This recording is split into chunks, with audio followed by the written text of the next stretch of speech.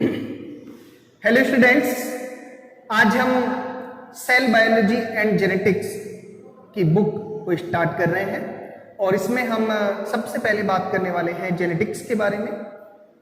Genetics में हम आज इंट्रोडक्शन जेनेटिक्स का पढ़ेंगे कि जेनेटिक्स क्या है और इसमें बुक में हम किन किन टॉपिक्स के बारे में आने वाले वीडियोज में चर्चा करेंगे। इस सब के बारे में हम आज देखते हैं। स्टार्ट करते हैं introduction of genetics and heredity. तो सबसे पहले बात करेंगे हम व्हाट इज जेनेटिक्स। जेनेटिक्स क्या है?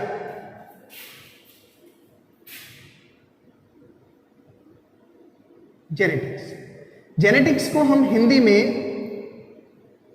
आनुवंशिकी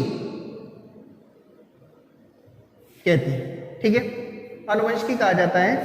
जेनेटिक्स से रिलेटेड एक टर्म हमने और लिखी है यहां पर, हेरिडिटी। इसके बारे में भी बात करेंगे और दोनों को समझेंगे। हेरिडिटी, इसे हिंदी में वंशागति, आनुवंशिकता या वंशागति कहा जाता है। तो क्या है इन दोनों का मीनिंग? सबसे पहले बात हम हेरिडिटी वंशागति के बारे में करने वाले हैं।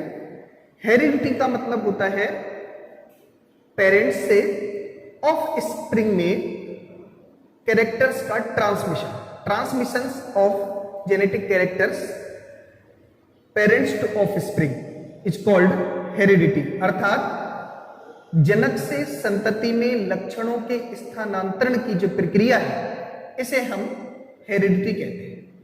और जेनेटिक्स क्या होती है? जेनेटिक्स में का मतलब होता है कि वो ब्रांच, बायोलॉजी की ऐसी ब्रांच जिसमें हम वंशागति के नियमों और सिद्धांतों का अध्ययन करते हैं, उसे हम जेनेटिक्स कहते हैं, ठीक है। तो यहां पर जेनेटिक्स जो है, इस जेनेटिक्स वर्ड का प्रतिपादन, इस शब्द को देने वाले जो साइंटिस्ट थे, जो वैज्ञानिक थे, उनका नाम था बेटसन। और हेरिडिटी जो शब्द है, इसको देने वाले साइंटिस्ट का नाम था स्पेंसर। देखिए, ये कई बार एग्जाम में पूछा गया है, इसलिए यहां पर हम इसकी चर्चा कर रहे हैं कि हेरिडिटी शब्द का प्रतिपादन किसने किया और जेनेटिक्स शब्द का प्रतिपादन किसने किया। तो हमें ये ध्यान रखना है, जेनेटिक्स जो शब्द है ये बेटसन ने दिया था और हेरिडिटी जो शब्द है ये किस साइंटिस्ट ने दिया था? स्पेंसर ने दिया था। दोनों का मीन हमें समझ में आ गया है। यहाँ पर एक बात और भी आती है, वो आती है जेनेटिक कैरेक्टर्स के बारे में, आनुवंशिक लक्षणों के बारे में। आनुवंशिक लक्षण क्या होते हैं? ऐसे लक्षण जो माता पिता से संतति में ट्रांसफर होते हैं, ठीक है, पेरेंट्स से ऑफस्प्रिंग में जो लक्षण ट्रांसफर होते हैं, इन लक्षणों को हम जेनेटिक कैरेक्टर्स कहते हैं, आनुवंशिक लक्षण कहते हैं। चलिए, तो ये तो बात हुई हमारी जेनेटिक्स के बारे में कि जेनेटिक्स क्या है, हेरिडिटी क्या है। अब हम बात करेंगे कि इस शाखा में किस तरीके से अध्ययन किया जाता है, कौन कौन से ऐसे साइंटिस्ट थे जिन्होंने इसके बारे में कार्य किया है। तो देखिए, इस शाखा में जो प्रमुख नाम है वो आप पहले से परिचित हैं। इस जो सबसे ज्यादा प्रसिद्धि जिस साइंटिस्ट को मिली थी जेनेटिक्स के क्षेत्र में कार्य करने के लिए, उनका नाम था ग्रेगर जोहान मेंडल, ठीक है। ग्रेगर जोहान मेंडल, हम उनके बारे में छोटी कक्षाओं में, वो चाहे हमारे 8th क्लास का मटेरियल हो या 10th में हो या 12th में, 11th 12th, जिसमें भी, सभी में हम मेंडल के बारे में पढ़ते हैं, चर्चा करते हैं। तो इतना आप कंफर्म जानते हैं कि मेंडल वो साइंटिस्ट थे जिनको जेनेटिक्स के क्षेत्र में कार्य करने के लिए बाद में मरणोपरांत नोबेल प्राइज भी मिला था।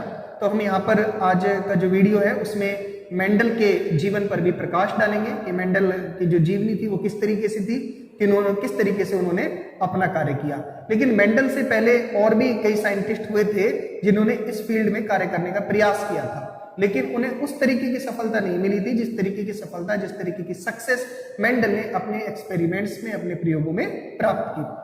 तो हम उन कारणों की भी चर्चा करेंगे आने वाले वीडियोज में कि ऐसा क्या कारण है कि बहुत सारे वैज्ञानिकों द्वारा कार्य करने के बावजूद भी केवल मेंडल को ही इस क्षेत्र में इतनी सफलता मिली, इतनी सक्सेस मिली। चलिए, तो सबसे पहले तो हम बात स्टार्ट करेंगे आज ग्रेगर जोहान मेंडल की जीवनी के बारे में, लाइफ हिस्ट्री के बारे में।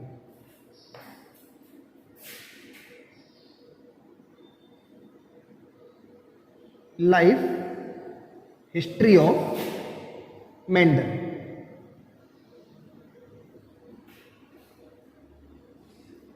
देखिए, मेंडल की जहां तक जन्म की बात करें तो मेंडल का जन्म ऑस्ट्रिया नामक देश में हुआ था।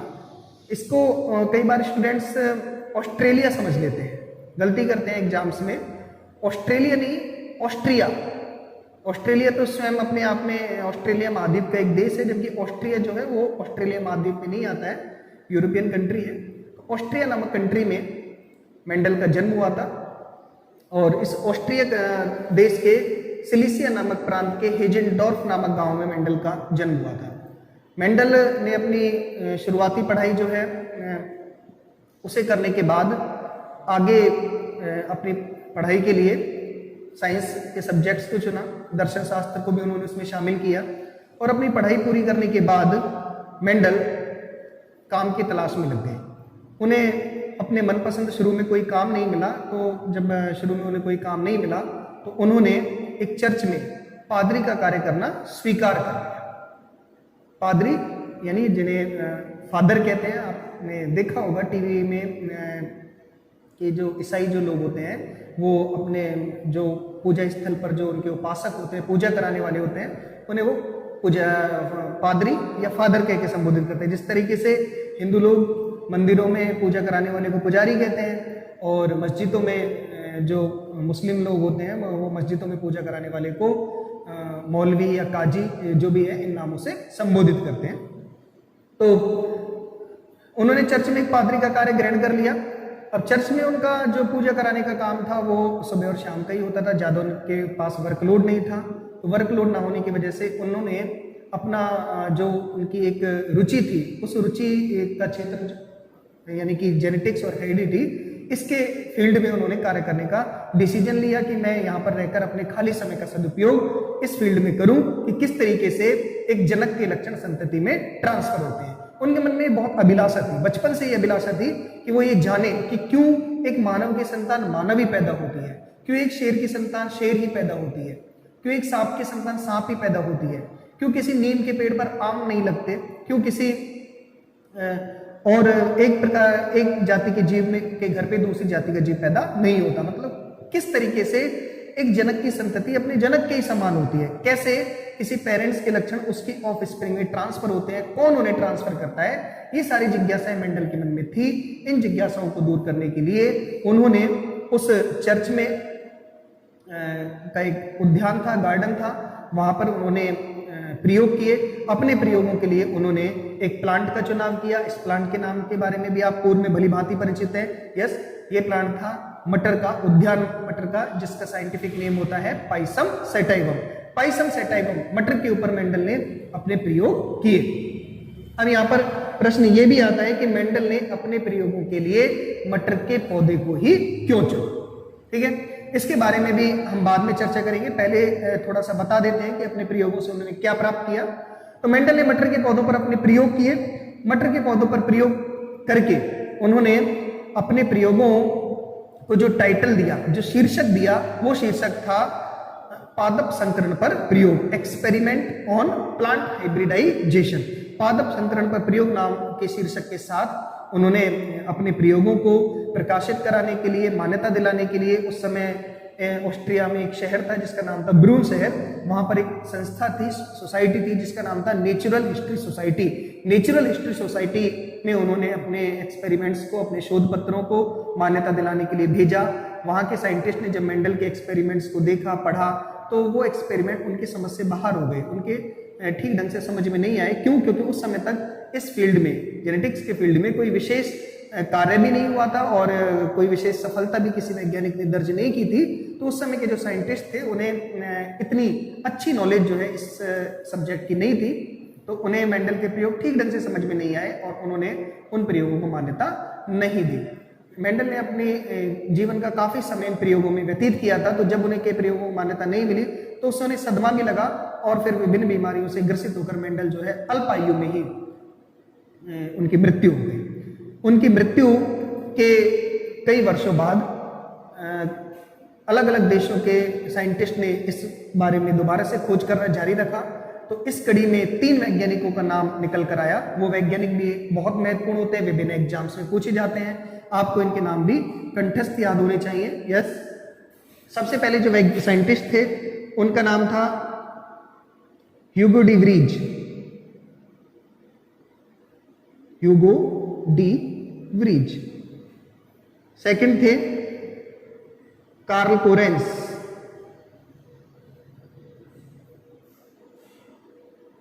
और थर्ड थे एरिक वॉन शेरमैक। वॉन शेरमैक। इनमें से ह्यूगो डी व्रीज जो थे ये हॉलैंड के थे। कार्ल कोरेंस जर्मनी के थे। और वॉन शेरमैक मेंडल के ही देश ऑस्ट्रिया के। इन तीनों ने अलग अलग कार्य किया अपने अपने देशों में। उनके कार्य का टॉपिक भी जो है वो अलग हो सकता था। टॉपिक से हमारा तात्पर्य यहाँ पर सैंपल से कि इन्होंने जरूरी नहीं कि मेंडल का सैंपल लेकर ही प्रयोग किया। तो इन्होंने अपने अपने एक्सपेरिमेंट्स किए जेनेटिक्स के बारे में, और इन्होंने भी अपने एक्सपेरिमेंट्स को मान्यता दिलाने के लिए ऑस्ट्रिया की ब्रून शहर की नेचुरल हिस्ट्री सोसाइटी के पास भेजा। और जब वहाँ भेजा तो वहाँ के साइंटिस्ट ने ये गौर किया, ये पाया कि जो कार्य ये आज करके लाए हैं इतने वर्षों बाद, इस तरीके का कार्य मेंडल नाम के एक साइंटिस्ट ने भी इससे पहले किया था। तो उन्होंने दोबारा से मेंडल के जो शोध पत्र थे, रिसर्च पेपर्स थे, उनको पढ़वाया, उनको दिखवाया और इन लोगों को भी दिखाया।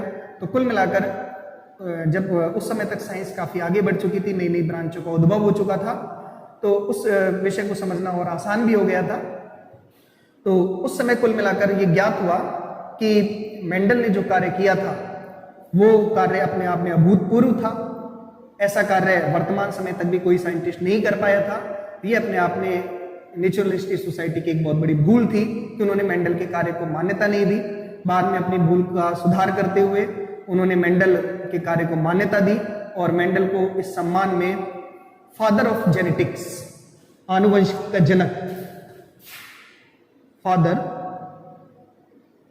ऑफ जेनेटिक्स, आनुवंशिकी के जनक की उपाधि दी गई। बहुत बड़ी उपाधि होती है अपने आप में। आनुवंशिकी के जनक की उपाधि मेंडल को प्रदान की गई।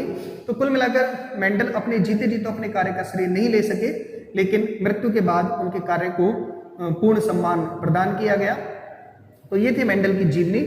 आने वाले वीडियोज में हम चर्चा करेंगे कि मेंडल ने मटर के पौधे को अपने प्रयोगों के लिए क्यों चुना, किस तरीके से उन्होंने प्रयोग किए, एक्सपेरिमेंट्स किए और उन एक्सपेरिमेंट्स के आधार पर उन्होंने किन किन नियमों यानी लॉज का प्रतिपादन किया, ये सारी बातें। और मेंडल के जीवन में मेंडल के कार्य को पढ़ने के बाद, मेंडल के कार्य को तो हम छोटी कक्षाओं में पढ़ के आते ही हैं, यहाँ पर हम मेंडल के कार्य के अलावा मेंडलवाद के जो अपवाद हैं उनके बारे में भी बातें करेंगे और आने वाले वैज्ञानिकों ने इस फील्ड में क्या कार्य किए हैं उनके बारे में भी हम इस बुक में चर्चा करेंगे। आज के लिए इतना ही। Thank you.